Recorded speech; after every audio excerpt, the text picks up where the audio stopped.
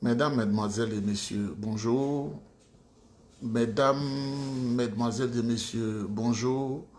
C'est toujours un plaisir de vous retrouver, d'échanger avec vous sur les préoccupations qui engagent la Côte d'Ivoire, sur tout ce qui intéresse la nation ivoirienne. Mesdames, Mesdemoiselles et Messieurs, je voudrais vous saluer.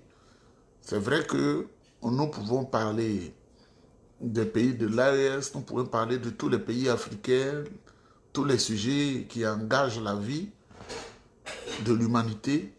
Mais en ce moment, nous allons vers les élections présidentielles. Il y a beaucoup de choses qui se passent en Côte d'Ivoire. Nous sommes extrêmement concentrés là-dessus parce que le RDR veut créer la zizanie en Côte d'Ivoire. Mesdames, Mesdemoiselles et Messieurs, plan d'assassinat élaboré par Alassane Dramane Ouattara et Téné Birahima Ouattara sur le président Tidiane Thiam, président du PDCI-RDA. Mesdames, Mesdemoiselles et Messieurs, c'est avec une grande émotion que je vous parle, parce que ce que Ouattara ne sait pas, cet homme qui a l'âme de tueur avec son frère Téné Birahima Ouattara, sont venus de Sendou pour inquiéter la sécurité des Ivoiriens en s'appuyant sur une partie de la population, une partie de la population qui n'a pour repère que l'argent.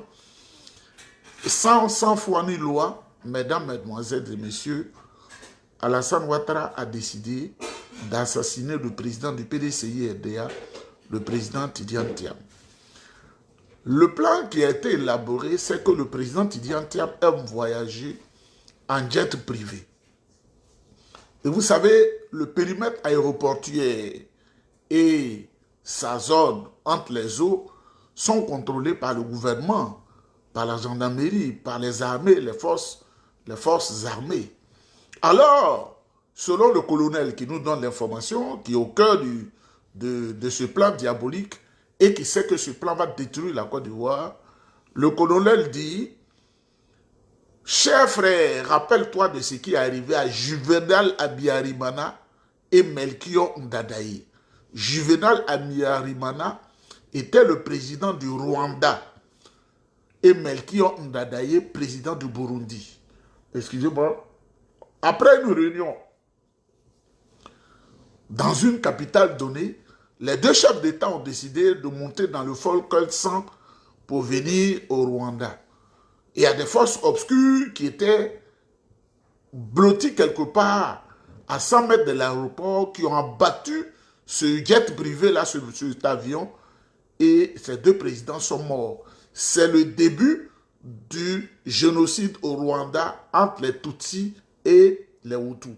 Parce que Juvenal Abiyarimana était Hutu, donc quand il a été tué, les Hutus ont pensé que malheureusement, comment on appelle, les Tutsis qui ont posé l'acte. Il y a toujours un ennemi qui divise les gens pour gâter le pays. Donc, ils ont pensé à ce plan. Tidiane Thiam aime, selon le mot du colonel qui nous informe, il aime bluffer, il n'aime pas se mettre dans des avions, dans un avion commercial, donc on va frapper son avion, on va le faire disparaître. Des gens venus de Sendou, Alassane Ouattara, et Téné Birahima Ouattara, voici des démons, une tentation grave que Dieu a mis en Côte d'Ivoire pour faire souffrir les Ivoiriens. C'est sur le président Tidiane Thiam qu'ils veulent essayer cette expérience-là pour diviser les Ivoiriens, pour créer la zizanie, et que Dieu nous en garde. Quand ils vont poser cet acte, ils vont écrire rapidement sur leur télévision que vous voyez que c'est tel ou tel ennemi qui sont en concurrence pour faire tuer les Ivoiriens. Voilà ce que Téné Birahima Ouattara est en train de faire. Deuxième phase, quand dans leur réseau ils ont appris que le président Tidiane Thiam a renoncé à monter dans les avions privés, le jet privé, qui n'est pas important, là où on parle maintenant, ce n'est pas important, alors qu'est-ce qu'ils ont fait? Ouattara et sa femme ont couru rapidement pour aller chez maman Marie-Thérèse Houphouët-Boigny. Parce qu'ils ont été informés par leur réseau au PDCI, parce qu'il y a des gens au PDCI qui jouent ce jeu. Donc, quand on les dénonce, on écrit mon nom, je deviens Bernard, Nieba Bernard sur les journaux. Ceux qui jouent à ce dangereux jeu-là, leur ont dit, ah, il ne va plus aller en jet privé. Alors, qu'est-ce qu'ils ont fait? Alassane lui-même, superviseur de l'opération, il prend sa femme et ils vont chez maman Marie-Thérèse, qui est beaucoup fatiguée. Surveiller, je vous ai dit dans une vidéo de surveiller Madame Marie-Thérèse, notre mémé. Il faut la surveiller. Qu'est-ce qu'ils vont faire? Ils vont donner par leur réseau quelque chose louche à manger à maman Marie-Thérèse. Et quand elle va manger cela, le premier réflexe qu'elle va avoir, elle va appeler son fils Tidiane Thiam. Elle va lui dire, fils, je ne me sens pas bien. De manière naïve, hein, elle va le dire de manière propre, je ne me sens pas bien, viens à mon secours. Quand il va aller, quand il va s'asseoir là, l'eau qu'on va lui donner à boire, c'est fini pour lui. Si on lui dit, ah, vous ne voulez pas de l'eau, est-ce que vous voulez un coca ou quelque chose, c'est fini pour lui. Si un garçon sort d'une chambre, il vient le saluer, c'est le poison là qu'il a pris. Il faut écouter cela. Parce que chacun sait dans quoi il est ou chose. Mesdames, mesdemoiselles et messieurs, voilà ceux qui sont à la tête du pays, ce qu'ils sont en train de faire. Ils veulent tuer les gens. Et dans ce plan, Touré Apalo est très impliqué. Une troisième phase. Si on n'arrive pas à briser son avion, le faire disparaître, si le plan hein, Marie-Thérèse, maman Marie-Thérèse ne marche pas, et que, contre notre volonté, il est candidat à l'élection présidentielle, nous n'avons pas donné de garde rapproché pour s'occuper de lui, pour qu'on puisse faire sa peau dans les zones rurales là-bas, parce qu'on ne fait pas de campagne à Abidjan seulement. Il sera à Bassam, il sera à Bengourou, il sera à Bondoukou, il sera à Bouna, il sera à Tabakala, il sera à Kachiola, il sera à Ferkesedougou, il sera à Korowo, il sera à Bundiali, il sera à Wodjene, il sera à Touba, il sera à Biankouma, il sera à Man, il sera à Danane, il sera à Zongwe, il sera à Benouin, il sera à Giglo, tous les pleurs taille, il sera à San Pedro, il sera à Yokoboué chez moi, à Divo, et pour ne citer que ceux-là. Pour ceux qui disent que je ne connais pas la Côte d'Ivoire. Quand tu es au Canada, tu ne connais plus la Côte d'Ivoire. La Côte d'Ivoire où je connais toutes les villes, parce qu'il y avait des moyens où je me déplaçais pour me faire plaisir. Donc, mesdames, mesdemoiselles et messieurs, c'est ce qui est le troisième élément du plan où Touré Apalo, cet homme qui empoisonne les gens avec venin de serpent, là, quand il te donne à boire, il ne faut pas aller, hein, c'est venin de serpent. Parce que les réseaux internationaux ont compris qu'ils utilisent beaucoup la fiole. C'est-à-dire que la bouteille de fiole, là, quand ils commandent ça dans ce pays que nous connaissons, là, l'autre côté, je ne vais pas dire leur nom, c'est eux qui fabriquent ces choses dangereuses-là. Cette bouteille-là, les gens se méfient parce qu'elle se déplace sous mallette diplomatique pour ne pas qu'on puisse la soupçonner. Alors, ils prennent le venin du serpent noir, là, ils l'attrapent comme ça, et puis ils crachent le venin dans une bouteille. Quand ils mettent dans une nourriture ou un breuvage que tu prends, tout pourri en toi, tu es mort. Mesdames, mesdemoiselles et messieurs, voilà pourquoi Touré Apalo, chaque année, on le reconduit, il a 70 ans, et il est toujours commandant supérieur de la gendarmerie. Troisième chose, Ouattara, il sait que les Ivoiriens l'ont vomi.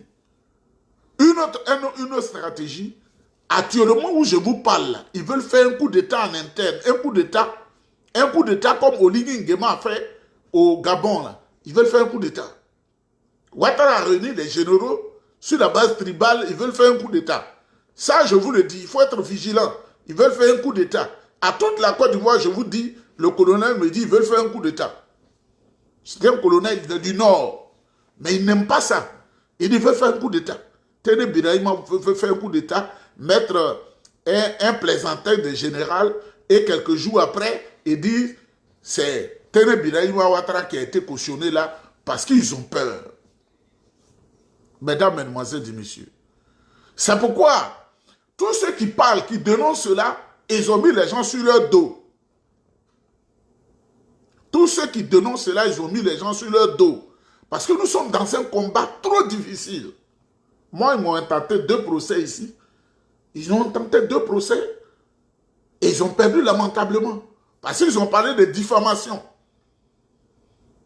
Preuve contre preuve. Pourquoi il ne poursuit pas France 24? J'ai dit, voilà ce que France 24 a dit, j'ai dit la même chose. Où est la diffamation? Voilà ce que le président Alassane Ouattara a dit, c'est ce que j'ai exposé. Où est la diffamation?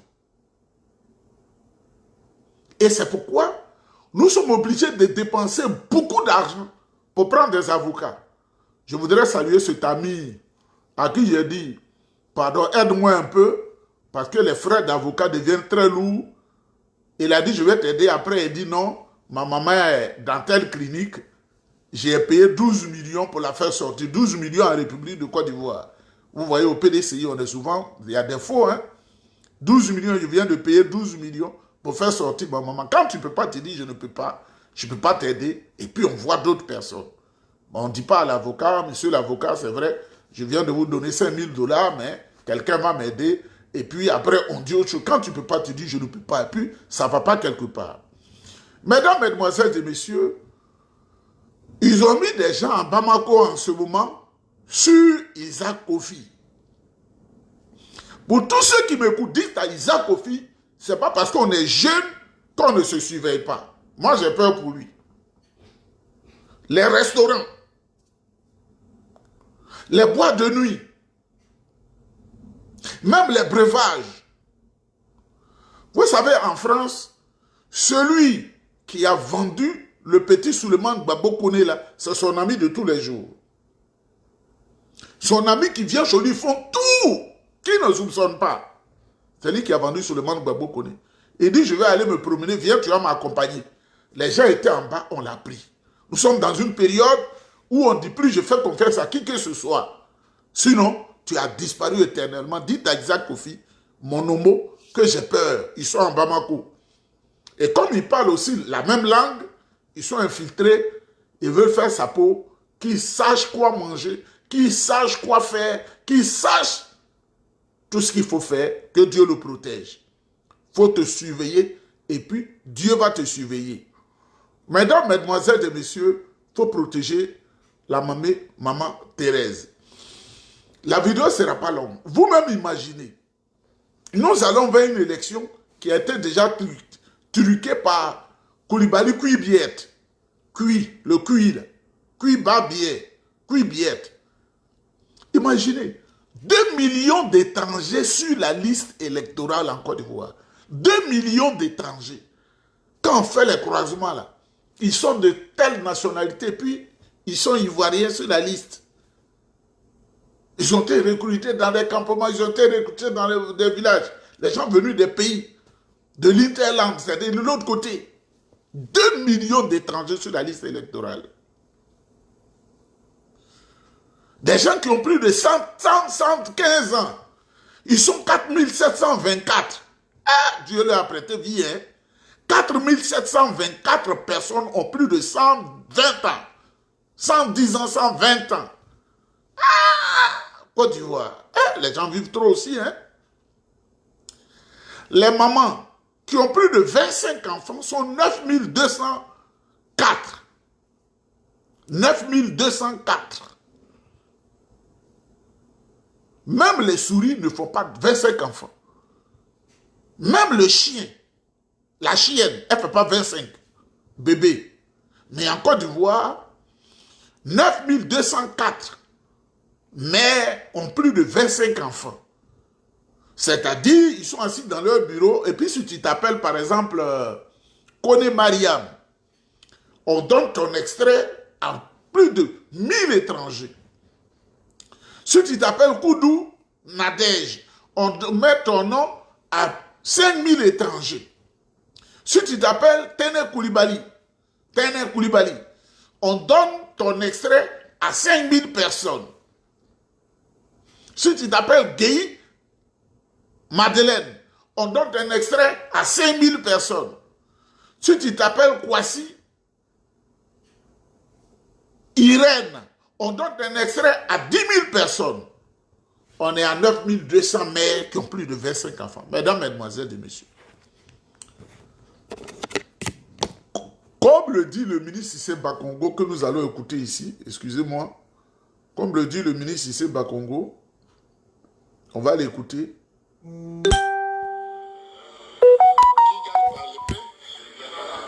par l'épée. Voilà. C'est écrit dans le Prince de Nicolas Machiavel. Quand vous rusez pour prendre le pouvoir, vous perdez le pouvoir par la violence, dans la violence. C'est comme ça, c'est écrit. Allez-y au chapitre 8 du Prince. Vous allez lire ça. Chapitre 8 du Prince. Si vous allez au chapitre 8, vous allez lire ça. Quand tu gagnes le pouvoir par la ruse, tu perds toujours le pouvoir dans la violence. On dit que qui gagne par l'épée,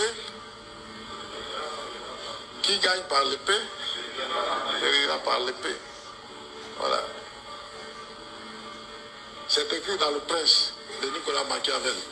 Quand vous rusez pour prendre le pouvoir, vous perdez le pouvoir par la violence, dans la violence. C'est comme ça, c'est écrit. Allez-y au chapitre 8 du Prince. Vous allez lire ça. Chapitre 8 du Prince. Si vous allez au chapitre 8, vous allez lire ça. Quand tu gagnes le pouvoir par la ruse, tu perds toujours le pouvoir dans la violence. Merci au ministre Cissé Bakongo qui quelquefois est lucide. Quand tu gagnes le pouvoir par la ruse et la violence, tu perds le pouvoir dans la violence. C'est ce qu'il vient de dire. Mesdames, mesdemoiselles et messieurs, tout le temps dans la Ouattara, ruse sur ruse, ruse sur ruse, ruse sur ruse. Mensonge éternel. On va l'écouter. La vidéo ne sera pas longue. À vous les femmes, mes filles, mes jeunes sœurs, les mamans, ne vous découragez pas. Je sais que vous faites beaucoup pour vos maris, pour vos enfants. Et j'ai une grande mesure, une mesure phare dans mon programme. Ne l'oubliez pas, les frais d'accouchement seront gratuits avec Alassane Ouattara. Il dit, les frais d'accouchement seront gratuits. Si ta femme est allée accoucher, ou ta cousine, ou ta soeur, ou ta tante, ou une amie à toi, elle n'a pas payé de frais d'accouchement, il faut en parler. À vous les femmes, mes filles, mes jeunes sœurs, les mamans, ne vous découragez pas. Je sais que vous faites beaucoup pour vos maris, pour vos enfants. Et j'ai une grande mesure, une mesure phare dans mon programme. Ne l'oubliez pas, les frais d'accouchement seront gratuits avec Alassane Ouattara. Mesdames, mesdemoiselles et messieurs, c'est le mensonge. Quand il dit diffamation, là, c'est ça, là, on prend et puis on confronte aux gens. On dit, ah, c'est lui-même qui parle. Hein. Ce qu'il a dit, là, c'est ce que je dis. Vous voyez, le mensonge. Ceci, parce que la distribution coûte trop cher. Oui.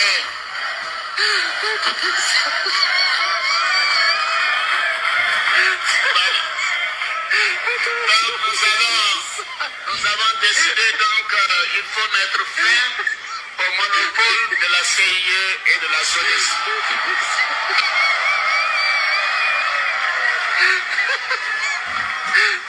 Quant au prix de l'eau, les négociations sont en cours. Et je peux vous assurer que nous n'accepterons pas d'augmentation du prix de l'électricité. S'agissant de l'électricité, je comprends les préoccupations de nos concitoyens. Cependant, je voudrais ajouter que l'augmentation du prix de l'électricité était malheureusement une nécessité pour maintenir la quantité et la qualité de l'électricité que nous produisons dans notre pays. Gouverner, c'est prévoir et c'est assumer. Donc cette augmentation est une nécessité et vous avez bien fait de la mettre en œuvre. Mais ces prix vont baisser. Parce qu'il faut mettre fin au monopole de la CIE et de la SODES. Ça, il y a diffamation dedans. Et dit, on va mettre fin au monopole de la CIE et la SODES, les prix vont baisser. 2 semaines après, il dit, on a bien fait d'augmenter les prix pour faire souffrir les citoyens. Il y a diffamation dans ça. Il y a diffamation. Mesdames, mesdemoiselles et messieurs, je vous dis, un plan pour attaquer à l'intégrité physique du président Tidiane Thiam a été mis en œuvre. Mais au-delà du plan, le colonel me dit, de dire au président Gbagbo de faire très attention. Qu'eux-mêmes, ils ne comprennent pas. Quand le président Gbagbo est en train de se brosser, ils sont informés. Quand il fait des mouvements dans la maison, ils sont informés. Ce qu'il mange, ils sont informés. L'habit qu'il porte, ils sont informés. Son petit déjeuner, ils sont informés. Son dîner, ils sont informés. Ses déplacements, ils sont informés. Ses appels, ils sont informés. Sa nourriture, ils sont informés. Il m'a dit de lancer le message pour dire au président Laurent Gbagbo, président du PPACI, de faire très attention. De faire très attention à sa vie. Dieu, aie pitié de nous, donne-nous à manger aujourd'hui, toi qui as créé le ciel et la terre et tous les biens ici-bas. C'est toi seul qui nous gouverne, tu es le seul maître. Dans la nourriture que tu nous donnes, il y a le rythme que vous attendez là, merci Dieu, le rythme catholique là qui s'est imposé à l'église, ça s'appelle Agosa. Agosa, c'est un rythme purement Dida. Dida. ô Dieu de paix et de miséricorde, d'amour, de grâce, de charité et de générosité. Ça ne vient pas d'ailleurs, c'est un rythme Dida. C'est également d'amour et aussi de tolérance et d'unité qu'il est question dans le chant interprété à la C'est la voix de Joseph Diomandé, éminent journaliste que vous entendez. Dieu nous aimait. Et c'est pourquoi il nous a servi à tous un même repas. Nous formons tous une même famille, nous formons tous une grande famille. Que le Seigneur fasse en sorte que nous cessions de nous haïr les uns les autres. Ça c'est Agosa, c'est Dida.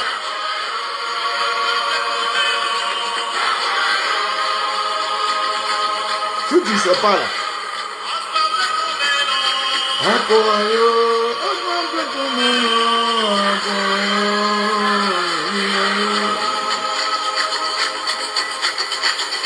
C'est Agosa, c'est pas ce nouveau, c'est pas Bété, c'est pas Djougou, c'est pas Baoulé.